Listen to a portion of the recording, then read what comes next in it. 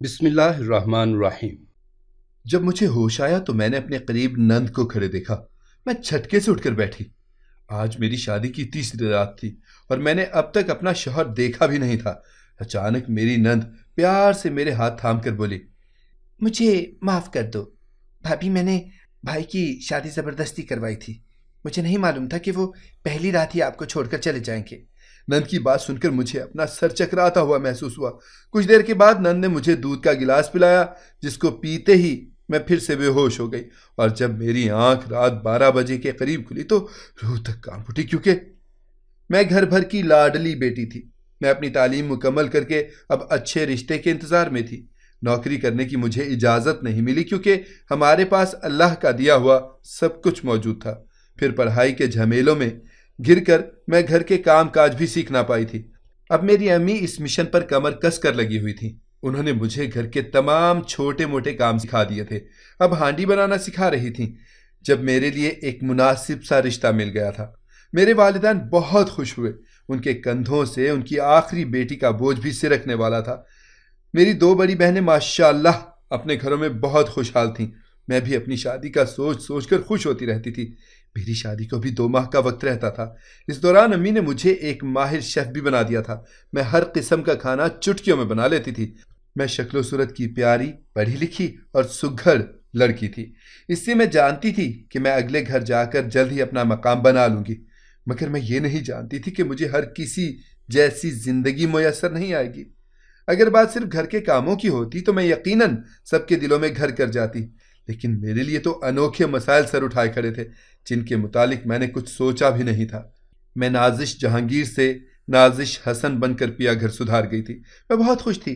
سب رسمیں احسن طریقے سے ہو گئیں تو مجھے کمرے میں جایا گیا۔ میں سیج پر بیٹھے اپنے شوہر کے متعلق سوچ سوچ کر مسکرا رہی تھی۔ میں نے آنے والے وقت کے متعلق دل میں بہت سی خوش فہمیاں پال رکھی تھیں۔ یوں ہی سوچتے سوچتے مجھے پتہ ہی نہ چلا کہ کتنا وقت بیت گیا ہے۔ تبھی دیوار پر لگی گھڑی کی ٹن ٹن کی آواز نے مجھے اپنی جانب متوجہ کیا تھا۔ گھڑی پر رات کے 2 بج چکے تھے۔ ایک دم سے میرا دل ہزاروں کرچیوں میں بٹ گیا تھا۔ مجھے اپنے شوہر کی فکر ستانے لگی تھی۔ میں بیڈ سے اٹھ کر کمرے کے باہر نکل گئی۔ صحن میں ہو کا عالم تھا، ہر طرف اندھیرا ہی اندھیرا، لگتا تھا جیسے تمام گھر والے آرام کر رہے ہوں۔ میں خاموشی اور اندھیرے سے گھبرا کر جلدی سے اپنے کمرے میں آ کر لیٹ گئی۔ میرا ذہن پوری طرح الجھا ہوا تھا۔ مجھے 100 طرح کے وسوسے ستانے لگے تھے۔ یوں ہی سوچتے سوچتے نہ جانے کب میری آنکھ لگ گئی، مجھے کچھ خبر ہی نہ ہوئی۔ مجھے سوئے ہوئے تھوڑی ہی دیر ہوئی تھی کہ جب مجھے کمرے کا دروازہ کھلنے کی آواز سنائی دی۔ میں سمجھی احسن آئے ہوں گے، اس لیے میں منہ پھلا کر لیٹی رہی۔ تب مجھے کچھ عجیب سا احساس ہوا تھا۔ میں نے پٹ آنکھیں کھول دیں۔ سامنے کا منظر دیکھ کر میرا تو کلیجہ چھلنی ہو گیا تھا۔ میری نند میرا شادی والا لہنگا پہن کر پورے کمرے میں گول گول گھوم رہی تھی۔ میں حواس باختہ یہ سب دیکھتی رہ گئی تھی۔ اچانک میری نند کی نظر مجھ پر پڑی تو وہ گھبرا کر بھاگ گئی۔ میرا دل بڑے زور سے دھڑک رہا تھا۔ یہ پہلی ہی رات میرے ساتھ کیا ہو رہا تھا؟ میں جلدی سے اٹھی اور دروازے کو کنڈی لگا کر لیٹ گئی۔ میری آنکھوں سے آنسو بہنے لگے تھے۔ صبح ہوئی تو میری ساس میرے کمرے میں آئی۔ وہ مجھ سے بڑی محبت سے مخاطب ہوئی تھیں۔ تبھی میری نند بھی آ گئی تھی۔ اس کے ہاتھ میں میرا لہنگا پکڑا ہوا تھا۔ وہ بولی، بھابھی آپ کا یہ لہنگا میں نے استری کر دیا ہے۔ میری ساس کا ماتھا ٹھنکا تھا۔ وہ اپنی بیٹی کو گھور کر بولی، یہ لہنگا تمہارے پاس کیا کر رہا ہے؟ میری نند بولی، امی جی، بھابھی نے مجھے یہ لہنگا استری کرنے کے لیے دیا تھا۔ میں حیرت بھری نگاہوں سے اسے دیکھتی رہی تھی۔ میری ساس بھی اپنی بیٹی کو مشکوک نظروں سے دیکھتی ہی رہ گئی تھی۔ سارا دن میں اپنے شوہر حسن کی راہ تکتی رہ گئی، مگر اس کا کوئی نام و نشان ہی نہیں تھا۔ جب شام کے سائے ڈھلنے لگے تو میں اپنی ساس کے کمرے میں گئی۔ میں بولی، امی جی، میرا شوہر کدھر ہے؟ میری ساس کے چہرے پر کئی سائے آئے اور لہرا گئے۔ وہ بولی، پوچھ کمبخت سائرہ سے، وہی جانتی ہے سب کچھ۔ میں نے اپنی نند کو شکوہ کنہ نگاہوں سے دیکھا تو وہ مسکرا کر بولی، آ جائے گا۔ تم فکر مند کیوں ہوتی ہو بھابھی جی؟ میں کیسے نہ فکر کرتی، لیکن میں خاموش ہی رہی تھی۔ رات گہری ہو گئی تو گھر کی تمام بتیاں پھر سے گل کر دی گئی تھیں۔ میں اپنے کمرے میں ٹہلتی رہی۔ پھر میرا جی گھبرانے لگا تو میں صحن میں نکل آئی۔ میں صحن میں چہل قدمی کر رہی تھی جب مجھے چھت سے کھٹ پٹ کی آواز سنائی دی۔ ایک لمحے کے لیے تو میرا دل خوشی سے اچھل پڑا تھا۔ مجھے گمان گزرا کہ شاید حسن سب سے چھپ کر اس وقت چھت پر آیا ہو۔ شاید وہ اپنے گھر والوں سے کسی بات پر خفا ہو۔ मैं दबे कदमों सीढ़ियां चढ़ने लगी थी जब मुझे मेरी नंद सायरा के रोने की आवाज़ आई थी। वो सिसक कर कुछ कह रही थी, मगर मुझे उसकी बात समझ नहीं आई थी।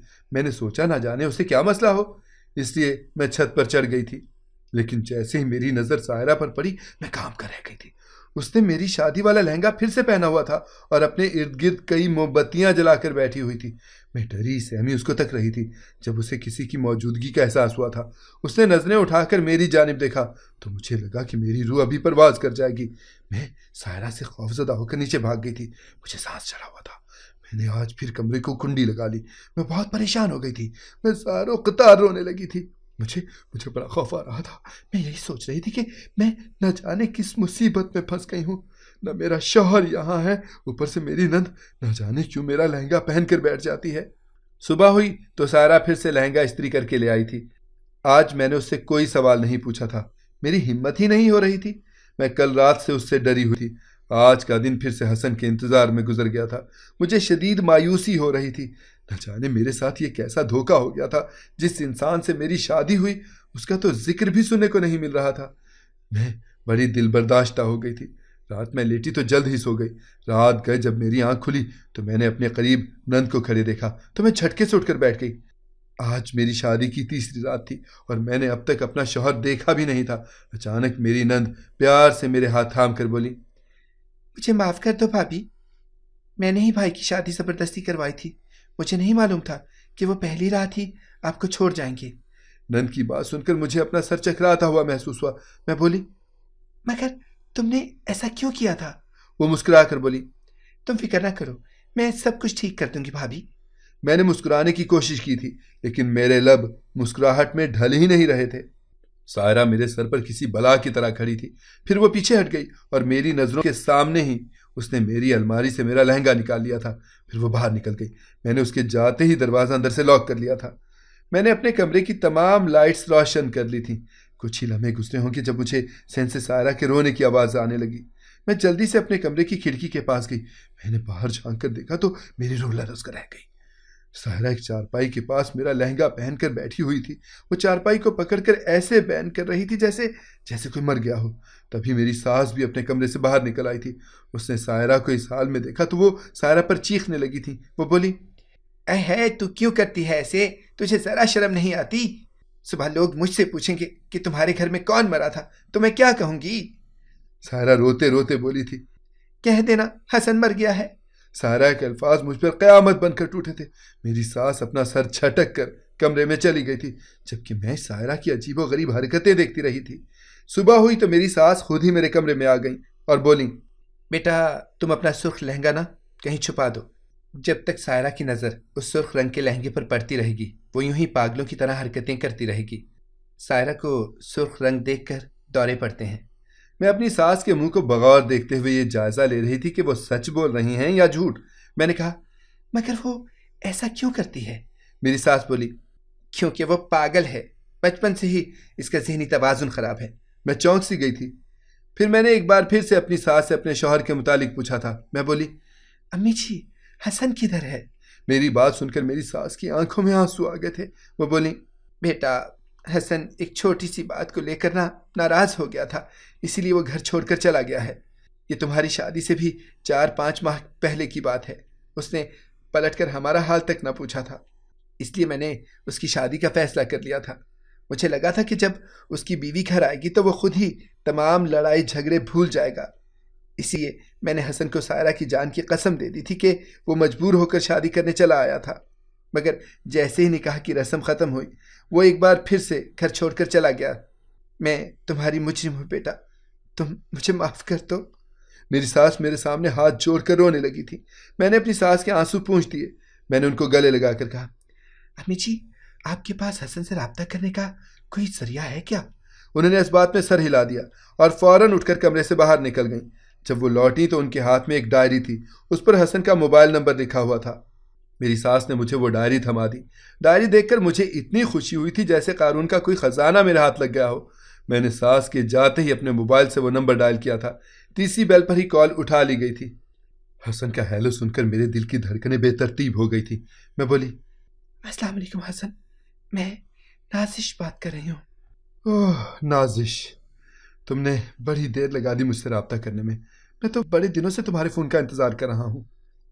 میرے پاس تمہارا کوئی نمبر نہیں تھا، اسی لیے رابطہ نہیں کر پایا. حسن کی آواز کی چہکار سن کر مجھے اپنے کانوں پر بھروسہ نہیں ہو رہا تھا. میں نے شکوہ کیا، آپ تو مجھے شادی کی رات ہی چھوڑ کر فرار ہو گئے تھے، آخر میرا قصور ہی کیا تھا؟ حسن نے پیار سے کہا، کچھ معاملے الجھے ہوئے ہیں، جیسے ہی حل ہو جائیں گے میں تمہیں اپنے پاس بلا لوں گا، لیکن مجھے بہت جلد تم سے ایک کام پڑنے والا ہے. کیا تم اس کام میں میری مدد کرو گی؟ میں نے بڑے عزم سے کہا، میں ہر لمحے آپ کے کام آنے کے لیے تیار ہوں. حسن نے فون بند کر دیا تھا. حسن سے بات کر کے ایسے لگتا تھا جیسے میرے کندھوں سے بھاری بوجھ سرک گیا ہو. پھر میں صحن میں نکل کر امی جی کے پاس آ گئی اور ان سے باتیں کرتی رہی. میں کنکھیوں سے سائرہ کو بھی دیکھتی جاتی تھی. وہ خود میں مگن وہاں یہاں ٹہل رہی تھی. اچانک اس کی نظر چارپائی پر پڑی سفید چادر پر پڑی. وہ اچانک چیخنے لگی تھی. وہ بولی، کفن بچا لو مجھے کوئی بچا لو، مجھے کوئی بچا لو. میں حیرت زدہ سے اس کو تکتی رہ گئی تھی. میری ساس کی آنکھوں میں آنسو آ گئے تھے. وہ بھی پھوٹ پھوٹ کر رونے لگی. پھر واویلا کرنے لگی، مجید دیکھ لو میری سائرہ کی کیا حالت ہو گئی ہے، میں اس کو دوسری سنبل بننے نہیں دوں گی، مجید دیکھ لو. میرے سسر کمرے سے نکل کر سائرہ کو جانچتی نگاہوں سے دیکھتے رہے، پھر گھر سے باہر نکل گئے تھے. میرے سسرال میں نہ جانے کیا گڑبڑ تھی، مجھے کچھ سمجھ ہی نہیں آ رہا تھا. میں کڑی سے کڑی ملاتی بھی تو کوئی سرا میرے ہاتھ نہیں لگتا تھا.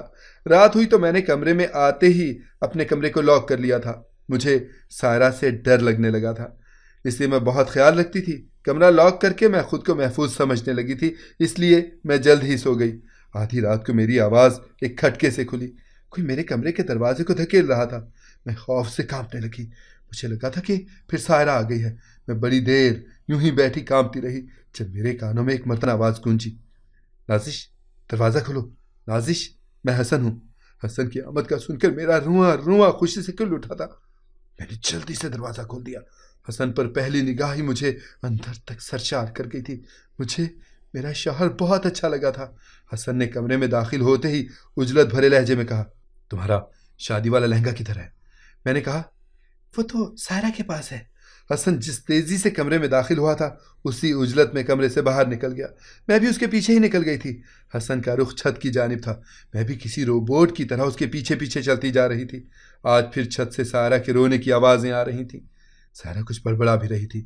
حسن کے پیچھے میں بھی چھت پر پہنچ گئی. سائرہ موم بتیوں کا دائرہ بنائے ان کے درمیان میرا سرخ لہنگا پہنے بیٹھی تھی. اب مجھے سائرہ کی آواز سنائی دینے لگی. وہ بول رہی تھی، پھپھو سنبل، میں بھی مر جاؤں گی آپ کی طرح.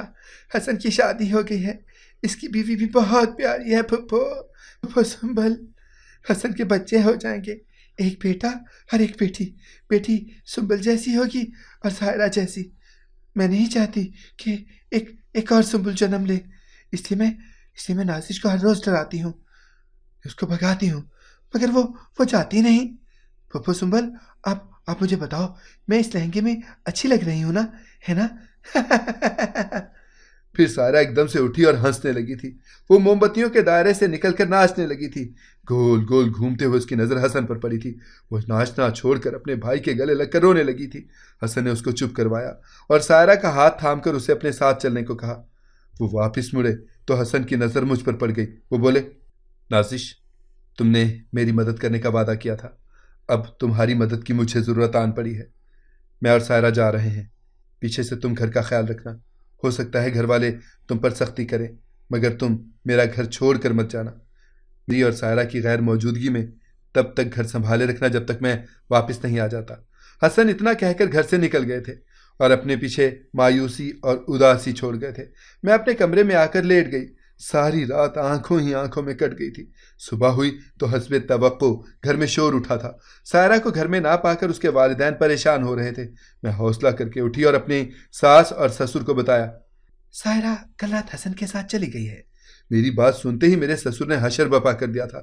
وہ بولے، یہ ناہنجار حسن میرے خاندان میں میری ناک کٹوا کر ہی رہے گا، اس کو تو اللہ سمجھے. اور سائرہ، وہ تو پہلے ہی اس دن کے انتظار میں بیٹھی تھی. ایک بار آ جانے دو حسن کو گھر، میں اسے زندہ نہیں چھوڑوں گا. میری ساس بھی شدید گھبرا گئی تھی. میرے سسر نے مجھے حسن کو فون ملانے کو کہا تھا. میں نے حسن کا نمبر ملایا तो नंबर बंद जा रहा था। मेरे ससुर आग बगोला होकर पूरे घर में बिफरे फिर रहे थे। फिर जब वो घर से बाहर निकल गए तो मैंने अपनी सास से कहा, अम्मी जी, मुझसे हर बात क्यों छुपाई जा रही है? आप मुझे सायरा और सुंबुल फूफो के मुतालिक सब कुछ बताते क्यों नहीं हैं? मेरी सास ने ठंडी आह भरी।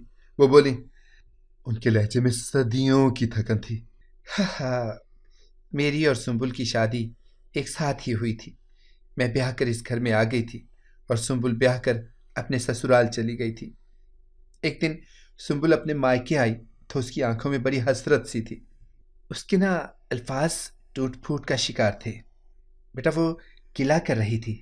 उससे मुझसे कहा था कि तुम खुश नसीब हो जो तुम्हें तुम्हारा मनचाहा शरीक हयात मिला है। सुंबुल ने बताया था कि वो अपने शौहर को पसंद नहीं करती। घर वालों ने ज़बरदस्ती ही उसकी शादी करवा दी थी। मैंने उसे तसल्ली दी और उसका दिल साफ करने की कोशिश भी की थी। मैं बोली, किस्मत का लिखा कौन टाल सकता है? अल्लाह ने तुम्हारा जोड़ उसी शख्स के साथ बनाया होगा। सुंबुल खामोश हो जाती, वो अपने आंसू पूंछ डालती। यूं ही अल्लाह ने मुझे और सुंबुल को एक साथ ही औलाद की नेमत से नवाजा था। मेरे घर सायरा ने जन्म लिया, जबकि सुंबुल के घर एक बेटा पैदा हुआ था जो पैदा होते ही मर गया था। सुंबुल सायरा से बहुत मोहब्बत करती थी। हर रोज़ इससे मिलने आती, सायरा के लिए खूब तोहफे तहाइफ लाती। फिर सायरा के 2 साल के बाद हसन भी घर आ गया तो सायरा सुंबुल के घर रहने चली गई थी। उन दोनों की मोहब्बत देखने के लायक थी बेटा। फिर कुछ अरसे के बाद सुंबुल ने एक मुर्दा बच्चे को दोबारा जन्म दिया था। सुंबुल का शौहर उससे बदगुमान हो गया। वो बात बात पर सुंबुल से झगड़ता रहता था। वक्त यूं ही पर लगाकर उड़ता रहा। सायरा 10 साल की हो गई, हसन 8 साल का, मगर सुंबुल का घर अभी तक औलाद की चहकार से न गूंजा था। मैं हर रोज़ नमाज में सुंबुल के लिए ख़ास दुआ करती थी क्योंकि वो एक बहुत ही अच्छी लड़की थी। उसने कभी भी मेरे साथ रवायती नंदों वाला सलूक नहीं किया था, बल्कि हमारी तो बहुत गहरी दोस्ती भी हो गई थी। नाजिश बेटा, मुझे आज भी याद है जब सायरा की 11वीं सालगिरह थी।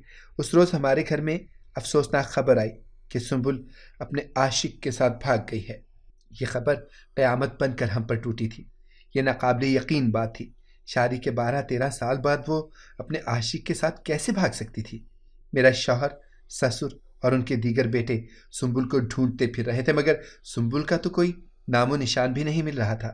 सब हैरान थे कि आखिर वो गई तो कहाँ गई। फिर 2 हफ्तों के बाद मेरा शौहर मजीद और उसके भाई सुंबुल को पकड़ लाए थे। सुंबुल के बाल बिखरे हुए थे और होंठों से खून निकल रहा था। इसका साफ मतलब था कि सुंबुल के भाई उस पर तशद्दुद करते रहे थे। सुंबुल को इसके भाइयों ने अपने बाप के सामने फेंक दिया था।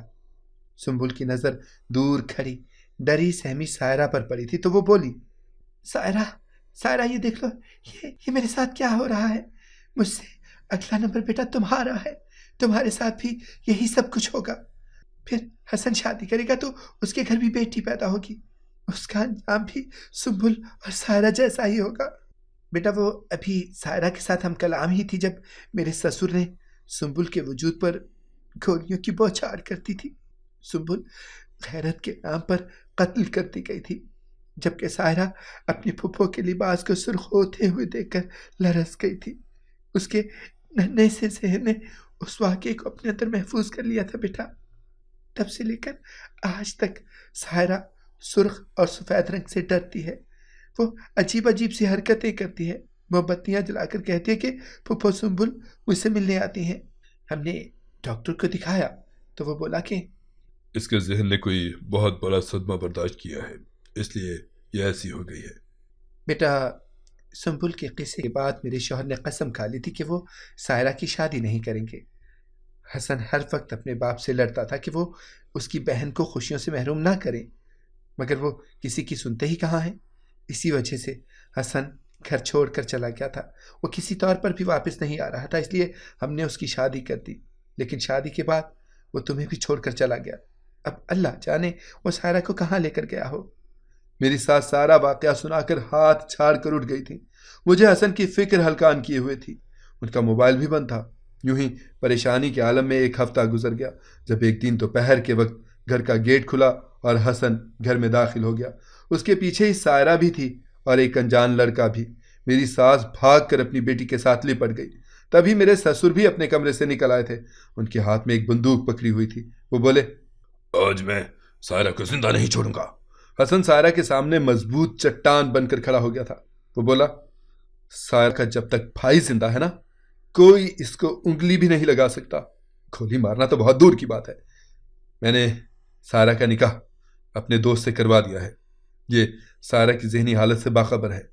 साथ ने मेरे साथ वादा किया है कि सायरा का इलाज भी करवाएगा और इसे दुनिया जहान की खुशियां भी देगा। सुंबुल के साथ जो कुछ हुआ वो मैं सायरा के साथ नहीं होने दूंगा। हसन की बातें सुनकर मेरी सास अपने शौहर के कदमों में गिर पड़ी थी। वो बोली, आप इस जुल्म को खत्म कर दें। अब इस जुल्म को खत्म हो जाने दो, अल्लाह का वास्ता है, छोड़ दो ये जिदे। पहले तो अपनी बेटी से माफी मांग लो, फिर सुंबुल की कब्र पर जाकर भी तो आंसू बहा लो। सुंबुल से माफी मांग लेना कि आप हसन जैसे दलेर भाई नहीं बन सके, उसकी जान नहीं बचा सके। मेरी सास की बात सुनकर मेरे ससुर एकदम से फूट फूट कर रोने लगे थे। वो बोले, सुंबुल का आखिरी वक्त मुझे भी नहीं भूलता बेगम। वो किस तरह आस भरी निगाहों से मुझे देखती रही थी, मगर मैं उसके लिए कुछ भी नहीं कर सका था। फिर मेरे ससुर आगे बढ़े और सायरा के आगे हाथ जोड़कर बोले, बेटा, मुझे सुंबुल से माफी दिलवा दे मेरे बच्चे। फिर वो दोनों बाप बेटी गले लगकर ज़ारो कतार रोने लगे थे। हसन मेरे पास आकर बोले, सब काम खत्म कर आया हूँ, अब यहाँ रहकर तुम्हारी फिक्र भी खत्म करना चाहता हूँ। हम दोनों ने एक दूसरे की तरफ मुस्कुरा कर देखा था। यकीनन अच्छे दिन हमारे घर की दहलीज पर आन पहुंचे थे। शुक्र अल्हम्दुलिल्लाह। अगर आपको हमारी कहानी पसंद आई है तो इसे लाइक करें, शेयर करें और हमारे चैनल को सब्सक्राइब करें। अगली कहानी तक के लिए इजाज़त दीजिए। अल्लाह हाफिज़।